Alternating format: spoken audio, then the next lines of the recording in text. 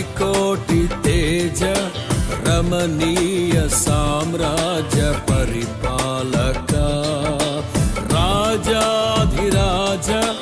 రవికోటి తేజ రమణీయ సామ్రాజ్య పరిపాలక